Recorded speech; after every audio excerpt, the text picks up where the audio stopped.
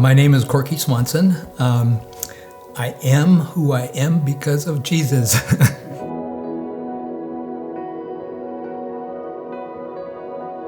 Best thing that ever happened to me in my life, other than accepting Jesus Christ as my Lord and Savior, is to be married to Shirley. We got married when we were 19 years old, and we've been married 53 years now, and 17 grandkids, one great-granddaughter and one in the oven. So we'll have 2 great-grandkids here pretty soon. Jesus has always been my all in all. There have been times in my life where I felt self-sufficient, I guess. I remember at a 20-year-old, Shirley and I had been married for a year, and I got drafted by Uncle Sam. And it was during the Vietnam-era war. We were married for 6 months, and all of a sudden I find myself on a bus on the way to the Army. 20 years old, I just finished my first season as a semi-pro baseball player. I was in fantastic shape. I remember going to basic training and going through jungle warfare training, going through the gas chambers, going through hand-to-hand combat. You never know when your life's going to be taken. So I need to make a determination in regards to following Jesus or playing a role. So it was at that point in my life that I developed a discipline that I've used ever since then. And I basically put my thumb on my mouth as a reminder to shut up, don't talk. And then I put my hand on my vein so I can feel my heartbeat.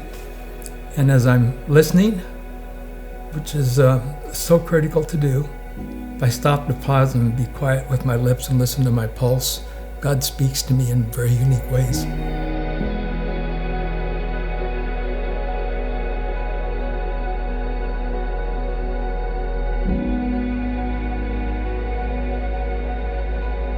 The news that came our way was kind of like a deer in the headlight type thing.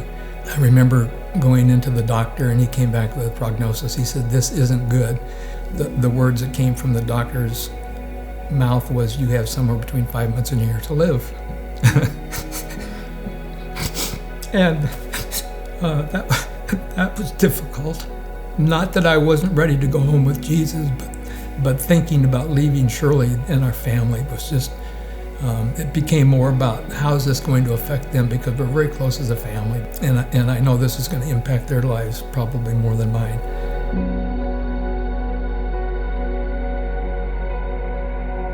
So basically what it meant was if I didn't do it, I had 5 to 6 months, or 5 months to a year to live. And if I did do the surgery, there's a possibility of adding 1 to 5 years to it, but there was no guarantee. And the surgery is just horrific. We made a decision to go ahead and have the surgery. So they took out my pancreas, they took out the duodenum. Half of my stomach is gone. Totally replumbed everything within my body. The surgery was 12 hours long. It was really hard on Shirley because of the COVID-19 thing. She was not allowed to be with me. I was surrounded by angels, and I'm convinced that there were angels there. This is the weakest time of my life.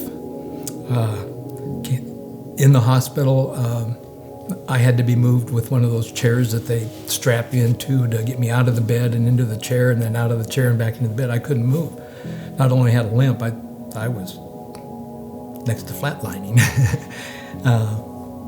So I went from that to walking with a walker, and very quickly moved to a cane. Limping through life right now is something that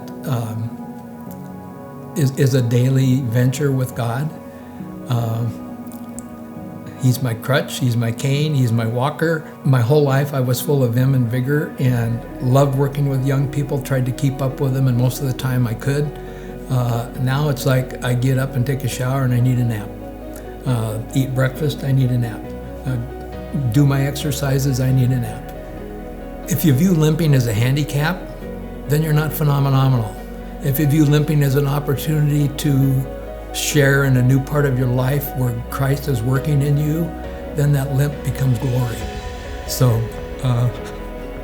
that's whatever my limp is, I'll limp to the finish line as fast as I can.